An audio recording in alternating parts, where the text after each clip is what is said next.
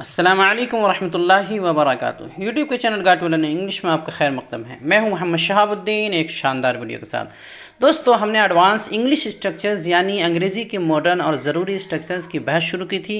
ये उसी का तीसरा पार्ट है, तीसरा हिस्सा है, जिसमें हम बहुत से मुफीद और अहम ताबीरात सीखने वाले हैं और ये भी जानने वाले हैं कि इनके इस्तेमाल कैसे, कब और कहाँ करते हैं। अंग्रेज़ी लिखने, पढ़ने और बोलने के लिए इनका जानना बहुत ही ज़्यादा ज़रूरी है। आज के स्ट्रक्चर्स काफ़ी अहम और मुफीद है। आसानी के लिए इन सभी स्ट्रक्चर्स का PDF फाइल भी बना दिया गया है, लिंक नीचे डिस्क्रिप्शन में, आप ज़रूर डाउनलोड कर लें। आगे बढ़ने से पहले दोस्तों, अगर आप इस चैनल पर नए हैं तो चैनल को सब्सक्राइब कर लें और ऑल का बटन प्रेस करना हरगिज़ भी ना भूलें, ताकि मज़ीद इस तरह की वीडियोज़ की नोटिफिकेशन आपको मिलती रहे। तो चलिए शुरू करते हैं। Had better, had rather, would rather.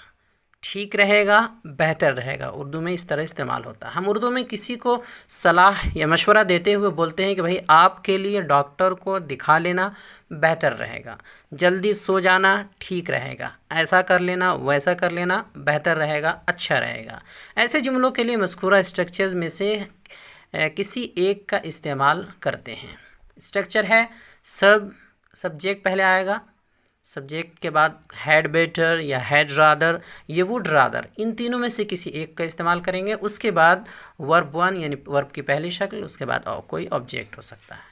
मिसालों समझते हैं, जैसे you had better consult a doctor.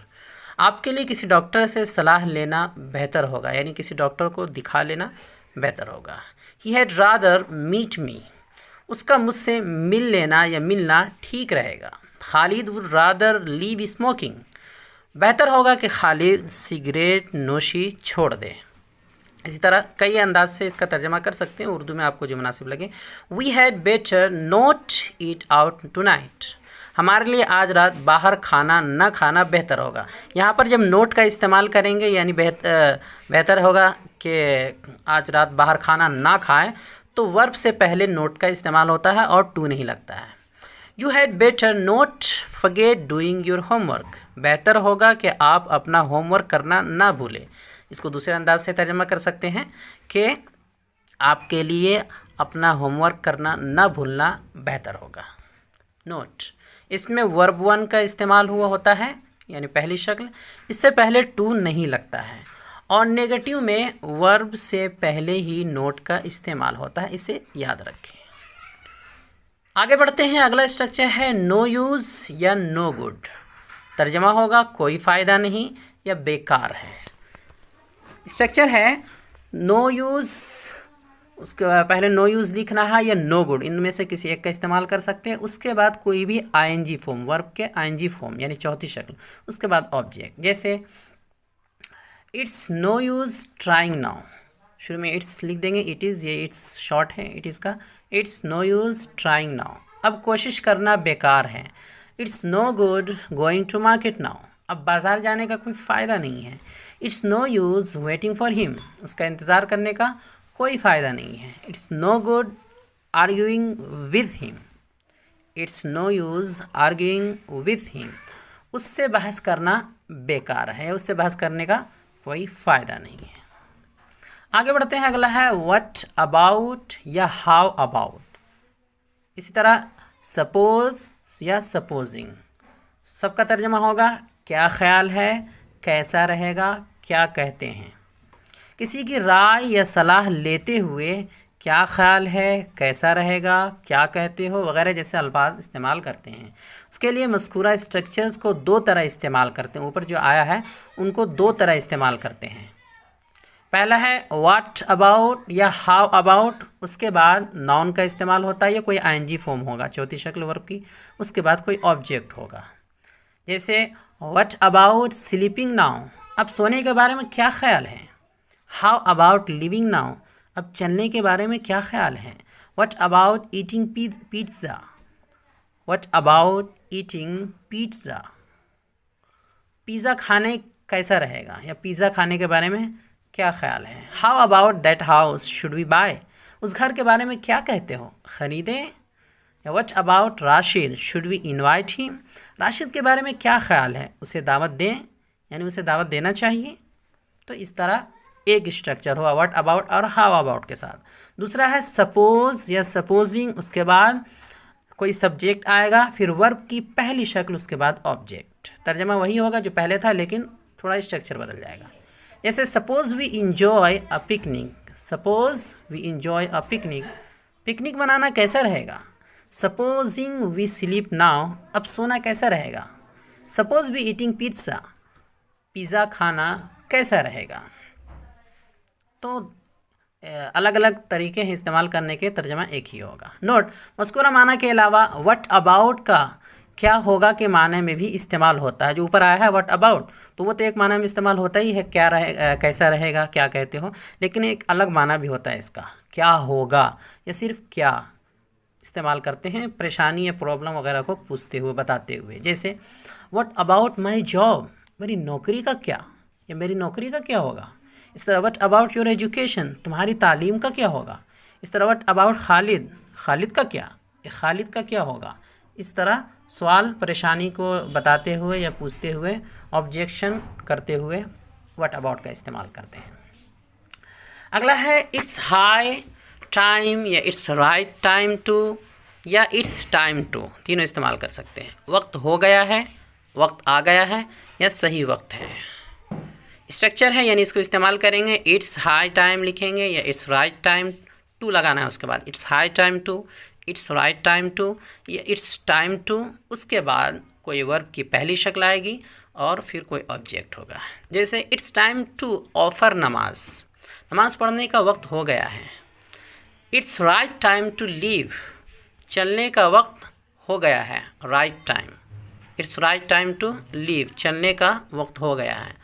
इस तरह it's high time to do homework, ये होमवर्क करने का सही वक्त है, या होमवर्क करने का वक्त हो गया है। इट्स टाइम टू स्लीप, ये सोने का वक्त है, या सोने का वक्त हो गया है, कोई भी माना कर सकते हैं। अगला है इसी तरह का, लेकिन माना अलग है। It's high time, it's right time, या इट्स अबाउट टाइम, ऐसा इस्तेमाल होता है। काफ़ी वक्त हो गया है, या ये सही वक्त है, उसके बाद आगे इस्तेमाल होगा ऐसा हो जाना चाहिए। काफ़ी वक्त हो गया है, ऐसा हो जाना चाहिए। किसी काम के बारे में हम कभी कभी बोलते हैं कि काफ़ी देर हो गई है, काफ़ी वक्त हो गया है, उसे आ जाना चाहिए। बहुत वक्त हो गया, हमें ऐसे कर लेना चाहिए, ऐसा हो जाना चाहिए, वगैरह वगैरह। ऐसे जुमलों को नीचे दिए हुए स्ट्रक्चर से बनाएंगे, लेकिन उनमें इसमें जो स्ट्रक्चर है शुड का इस्तेमाल नहीं करेंगे। तर्जमा तो करेंगे चाहिए, लेकिन शुड का इस्तेमाल नहीं होगा। जैसे किस तरह बनाएंगे, इट्स हाई टाइम, या इट्स राइट टाइम, या इट्स अबाउट टाइम, इन तीनों में से किसी एक को लिखेंगे। उसके बाद सब्जेक्ट लिखेंगे, सब्जेक्ट के बाद वर्ब की दूसरी शक्ल का इस्तेमाल करेंगे, वर्ब टू का, फिर कोई ऑब्जेक्ट। जैसे मिसाल समझते हैं, it's high time he left for the bus stop. देखिए इट्स हाई टाइम इतना तो यूज़ किया, इसकी जगह it's right time, it's about time कुछ भी लिख सकते हैं, कुछ भी बोल सकते हैं। उसके बाद सब्जेक्ट है ही, फिर लेफ्ट ये लीव का सेकंड फॉर्म है, तो इसका ख्याल रखना है। तो it's high time he left for the bus stop, काफ़ी वक्त हो गया है, उसे बस स्टॉप के लिए निकल जाना चाहिए। इस तरह it's about time you got a job, काफ़ी वक्त हो गया है, तुम्हें नौकरी मिल जानी चाहिए। यानी काफ़ी दिनों से तुम कोशिश कर रहे हो, काफ़ी वक्त हो गया, अब तुम्हें नौकरी मिल जानी चाहिए। It's right time you started speaking fluent English, काफ़ी वक्त हो गया है, तुम्हें रवानी के साथ अंग्रेज़ी बोलना शुरू कर देना चाहिए। अगला है it's high time you learned English, ये सही वक्त है, इसका दोनों तर्जमा कर सकते हैं, काफ़ी वक्त हो गया है, या फिर ये सही वक्त है, तुम्हें इंग्लिश सीख लेनी चाहिए। It's right time you got married, ये सही वक्त है, आपको शादी कर लेनी चाहिए। तो इस तरह इसका इस्तेमाल होता है। नोट, ऊपर के दोनों स्ट्रक्चर्स में एक ही जैसे अल्फाज हैं, जैसा कि हमने बताया है कि एक ही जैसे तकरीबन मिलते जुलते हैं, लेकिन पहले वाले में टू लगा हुआ है और माना भी अलग है, और दूसरे में वर्ब टू आया है, वर्ब की दूसरी शक्ल का इस्तेमाल हुआ और इसमें भी माना बदला हुआ है। आगे बढ़ते हैं। अगला है द कॉज ऑफ, वजह, सबब, या फिर नो कॉज फॉर, कोई वजह नहीं। ये हमें बोलना, जब हमें बोलना हो कि एक काम दूसरे काम की वजह थी या वजह है, तो उसके लिए द कॉज ऑफ का इस्तेमाल होता है। और अगर कहना हो कि किसी काम की कोई वजह नहीं थी या कोई वजह नहीं है, उस काम की या किसी भी काम की कोई वजह नहीं थी या कोई सबब नहीं था या कोई सबब नहीं है, तो उसके लिए नो कॉज फॉर का इस्तेमाल होता है। जैसे कोई सब्जेक्ट आएगा, पहले स्ट्रक्चर है कोई सब्जेक्ट, उसके बाद इज़, एम, आर या वाज वर्ब में से कोई इस्तेमाल होगा, उसके बाद कॉज, द कॉज ऑफ का इस्तेमाल होगा, फिर कोई ऑब्जेक्ट होगा। जैसे मिसालों से समझते हैं। A dog was the cause of that quarrel. उस लड़ाई का सबब एक कुत्ता था। उस लड़ाई का सबब या उस लड़ाई की वजह एक कुत्ता था, यानी एक कुत्ता उस लड़ाई की वजह था या उस लड़ाई का सबब था। इस तरह अगली मिसाल है, petrol was the cause of that war. Petrol उस जंग की वजह था, पेट्रोल उस जंग का सबब था, यानी उस जंग का सबब पेट्रोल था। दोनों तरह घुमा करके तर्जमा कर सकते हैं। An accident is the cause of his death. उसकी मौत का सबब एक हादसा है। The cause of her divorce is drinking. उसके तलाक की वजह शराब नोशी है, यानी शराब नोशी उसके तलाक की वजह है, वजह बनी है। दूसरा स्ट्रक्चर था कॉज फॉर का, तो उसके लिए देयर, उसके बाद इज़, एम, आर या वाज वर्ब में से कोई इस्तेमाल होगा, फिर नो कॉज फॉर का इस्तेमाल होगा, उसके बाद कोई नाउन लगेगा, यूँ कह सकते हैं कि कोई सब्जेक्ट लगेगा। जैसे there is no cause for divorce. तलाक की कोई वजह नहीं है। Sir there is no cause for enmity. दुश्मनी की कोई वजह नहीं है। There was no cause for quarrel. झगड़े का कोई सबब नहीं था, या झगड़े की कोई वजह नहीं थी। There was no cause for absence. गैर हाज़िरी की कोई वजह नहीं थी, या गैर हाज़िरी का कोई सबब नहीं था। तो इस तरह अलग अलग तरीक़ों से इस्तेमाल होता है। वीडियो देखने के लिए आपका बहुत शुक्रिया। चैनल को सब्सक्राइब करें, स्क्रीन पर आ रही ये वीडियो ज़रूर देखें। अस्सलामु अलैकुम वरहमतुल्लाहि वबरकातुहू।